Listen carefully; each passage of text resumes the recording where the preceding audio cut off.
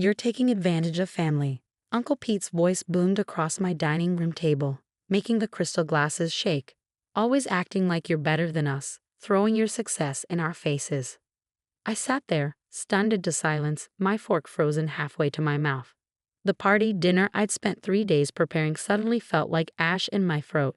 The irony of his accusation would have been laughable if it weren't so infuriating. My name is Daniel Mitchell, and at 34, I own a beautiful 4-bedroom house in the suburbs of Boston. For the past 8 months, I've been temporarily housing my Uncle Pete, Aunt Marie, and their 2 teenage kids after they lost their home due to what they called unfortunate circumstances. Those circumstances, I later learned, involved years of unpaid mortgages and maxed out credit cards. I don't understand, I said, keeping my voice level. How exactly am I taking advantage? Uncle Pete stabbed his fork into the roast I'd spent hours preparing. All these fancy dinners, this big house, acting like some sort of savior letting us stay here. We're family. You're supposed to help family without making them feel like charity cases. I looked around the table at my relatives' faces. My parents, who lived across town in their own home, shifted uncomfortably in their seats. My younger sister Emily stared at her plate, avoiding eye contact. Aunt Marie just kept eating as if her husband wasn't having a meltdown at our holiday dinner. Uncle Pete, I said carefully, I haven't asked you for a single dollar since you moved in. Not for rent, not for food, not for utilities. Exactly, he thundered. Because you don't need it. You're showing off how much money you have while the rest of us struggle. That was it. 8 months of built-up frustration finally boiled over. I stood up, walked to my home office, and returned with a folder I'd been keeping updated since they moved in. Let's talk about showing off, I said, pulling out the first paper. Here's last month's electricity bill. Notice how it's triple what it was before you moved in. Your kids leave every light on, run the AC at full blast, and nobody seems to know how to unplug a charger. Uncle Pete's face reddened. Now you're counting pennies. I pulled out another statement. Here's the water bill, 4 times higher than normal. Those hour-long showers add up, Uncle Pete. And the weekly car washes in the driveway? I pay for that water. Daniel, my mother interjected softly, maybe this isn't the time. No, Mom, it is the time. I continued, laying out more papers. Internet bill, doubled since they moved in because we needed the premium package for the kids' gaming. Grocery bills, tripled. Gas bill. Don't even get me started on how many times the heat's been left on with windows open. The dining room had gone completely silent. Even Uncle Pete seemed momentarily stunned by the stack of evidence in front of him. And let's not forget, I added, pulling out the final paper, the repair bill for the basement flooding last month when someone decided to try fixing the washing machine themselves instead of calling a professional. Aunt Mary finally looked up from her plate. We said we pay you back for that. Like you paid me back for the car repair in September, or the emergency dental work for Jamie in October? I shook my head. I haven't seen a single dollar. Uncle Pete pushed his chair back, the legs scraping against my hardwood floors. So that's what this is about? Money? You're going to hold that over our heads on party? No, Uncle Pete, I said, my voice steady. This is about respect. You live in my home, use my utilities, eat my food, and then have the audacity to accuse me of taking advantage of family. When's the last time you even bought toilet paper for the house you live in? The silence that followed was deafening. My sister Emily finally spoke up, her voice quiet but firm. He's right, Uncle Pete. Daniel's been supporting you guys for months without complaining. Supporting us? Uncle Pete scoffed, but I could see the uncertainty in his eyes. We're family. Family helps family. Yes, I agreed, gathering the papers back into the folder. Family does help family, but family also shows gratitude. Family respects boundaries, and family certainly doesn't accuse someone of showing off in their own home while living there rent-free. I stood up, suddenly tired of the whole situation. I think it's time we had a serious discussion about your living arrangements. But first, enjoy the dinner I spent 3 days preparing. I'll be in my office when you're ready to talk like adults. As I walked away from the table, I could hear the whispers starting, the shuffle of papers as someone looked through the bills I'd left behind. I hadn't wanted to do this during party dinner, but sometimes people need a wake-up call, even if the timing isn't perfect. In my office, I sat down at my desk, opened my laptop, and started drafting a formal agreement. If they wanted to continue living here, things were going to change. I had been patient, understanding, and generous. But even family has limits, and Uncle Pete had just found mine. The days following party, dinner were tense, to say the least. Uncle Pete and his family retreated to the basement, emerging only for food or when absolutely necessary. I could hear their whispered conversations late at night, probably discussing their options, but no one approached me directly. My mom called the next morning, her voice hesitant. "Daniel, honey, maybe you were a bit harsh." "Mom," I interrupted, "they've cost me over $15,000 in 8 months.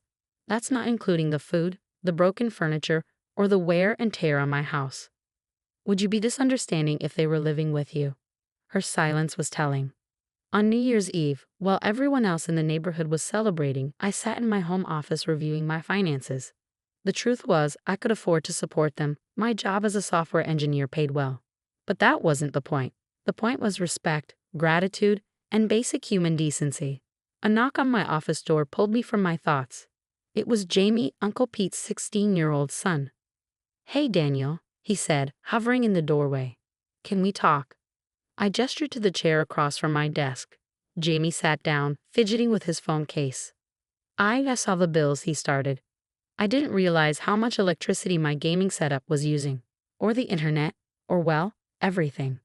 I softened slightly. At least someone was getting it. "It's not just about the money, Jamie." I know, he nodded. "Dad's been difficult. Mom knows it too, but she won't stand up to him. They've been fighting about it." That explained the late-night whispers I've been hearing. "Listen," I said, leaning forward. "I don't want to kick you guys out, but things need to change. Your dad can't keep acting like I owe him something while simultaneously taking advantage of my generosity." Jamie looked down at his hands. "He's always been like this, even before we lost the house. Always thinking the world owes him something." That evening, Aunt Mary finally emerged from the basement, looking tired but determined. She placed an envelope on my desk. "It's not much," she said quietly, "just $500. I've been saving it from my part-time job at the grocery store. I should have spoken up sooner, Daniel. You've been so good to us, and Pete's behavior was inexcusable." I looked at the envelope but didn't take it. "Keep it, Aunt Marie. What I want is change, not money." She sat down heavily in the chair Jamie had occupied earlier. "We've been entitled and ungrateful. The kids see it. I see it. Pete, he's struggling with his pride. Losing the house hit him hard, harder than he'll admit." "I understand that," I said. "But using me as a punching bag for his wounded pride isn't acceptable." She nodded, wiping at her eyes. "We've been looking at apartments, small ones. But stop." I held up my hand. "I meant what I said to Jamie. I don't want you to leave. I want things to change." I pulled out the agreement I drafted. "Here's what I propose. You stay, but with clear boundaries. A reasonable monthly contribution for utilities. Shared responsibility for groceries and household supplies. And most importantly, respect. For my home and for me." Aunt Marie read through the agreement, her eyes widening at how reasonable the suggested contributions were, far less than they'd pay for even the smallest apartment. "This is very fair," she said finally. "More than fair." "I know," I replied, "because this isn't about money. It's about family actually acting like family." Just then, heavy footsteps approached my office. Uncle Pete appeared in the doorway, looking uncomfortable. "The kids showed me their internet research," he said gruffly. "Average utility costs for a household our size. Rental prices in the area. Food costs for 6 people." He cleared his throat. I may have been out of line at party. Coming from Uncle Pete, this was practically groveling. "May have been." I raised an eyebrow. He sighed heavily. "Okay, I was wrong. Dead wrong. And I'm sorry." I let the silence stretch for a moment, watching him squirm. "Sorry for what specifically?" "For accusing you of showing off when you were helping us. For taking advantage of your generosity. For being an ungrateful." He glanced at his wife. "Jerk." I nodded slowly. "And for trying to fix the washing machine myself," he added with a hint of his old humor. Despite everything, I found myself fighting back a smile. "Sit down, Uncle Pete. Let's talk about how we move forward from here." As I explained the agreement to him, I could see him wrestling with his pride, but looking at the numbers, how much they'd save even while contributing fairly, I saw the moment reality won out over ego. "Where do I sign?" he asked finally. As I watched them both sign the agreement, I felt a weight lift from my shoulders. Maybe, just maybe, we could salvage this situation and come out stronger as a family. But one thing was certain. I'd never again let anyone take advantage of my generosity, family or not. Sometimes the kindest thing you can do is set firm boundaries and stick to them. 6 months later, the transformation in my household was remarkable. The agreement had become more than just a piece of paper. It had reshaped our entire family dynamic. Uncle Pete, to everyone's surprise, had thrown himself into home maintenance with unexpected enthusiasm. After taking some online courses, he actually became quite skilled at repairs. The same pride that had once made him lash out was now channeled into keeping my property in pristine condition. Daniel, he called one Saturday morning, come check out the garage organization system I installed. I walked out to find my previously cluttered garage transformed into something that could have been featured in a home improvement magazine. Everything was labeled, stored efficiently, and there was even a new workbench. I used my contribution money for this month, he explained. Figured it was better than just handing over cash. Plus, it helps everyone. That was another surprising change. Rather than viewing their monthly contributions as a burden, my aunt and uncle had started looking for ways to add value to the household. Aunt Marie had taken over meal planning and grocery shopping, reducing our food waste and costs significantly. She even started a small vegetable garden in the backyard. The teenagers, Jamie and his sister Sarah, had also stepped up. They created a chore chart app that we all used, complete with utility usage tracking. Their tech-savvy approach to household management actually made it fun. They turned it into a family competition to see who could save the most energy each month.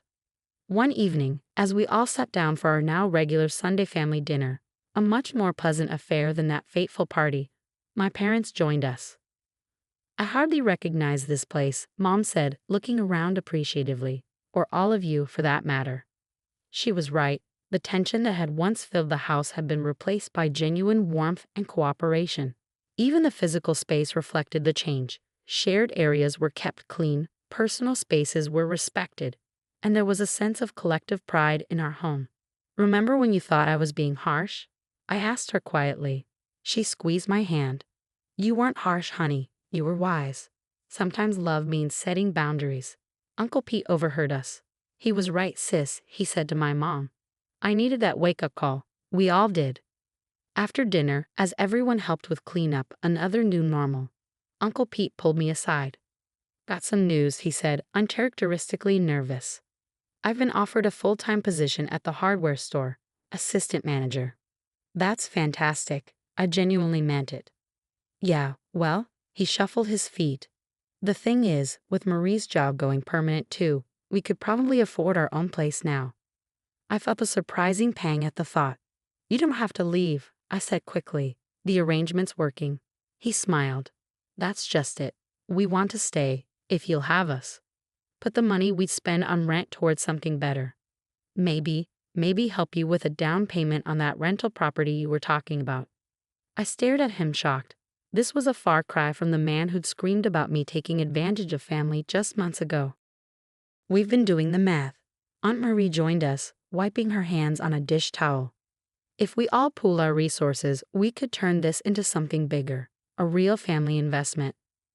Jamie and Sarah bounded over, excited to share their part. We've made spreadsheets, Sarah announced proudly, showing how much we could all save by continuing to live together, but investing the extra money instead of spending it on separate houses. I looked at these people, my family, who had gone from entitled house guests to true partners in building something meaningful. You know what? I said, grinning. Let's see those spreadsheets. Later that night, as I sat in my office reviewing their surprisingly detailed financial plans, I reflected on how far we'd come. The crisis at Party had forced us to confront uncomfortable truths, but it had also opened the door to something better. My phone buzzed with a message from Uncle Pete. Found a great property listing. Has 2 units and a basement apartment. Could be perfect for our family investment. Coffee tomorrow to discuss. I smiled as I typed my reply. You're buying. And no trying to fix anything without proper training this time. His response came quickly. Deal. And Daniel, thanks, not just for the house, but for not giving up on us when you had every right to. Looking around my now peaceful home, I realized that sometimes the hardest conversations lead to the best outcomes. By standing firm and demanding respect, I hadn't just protected myself. I'd helped my family become better versions of themselves. And that was worth more than all the unpaid utilities in the world.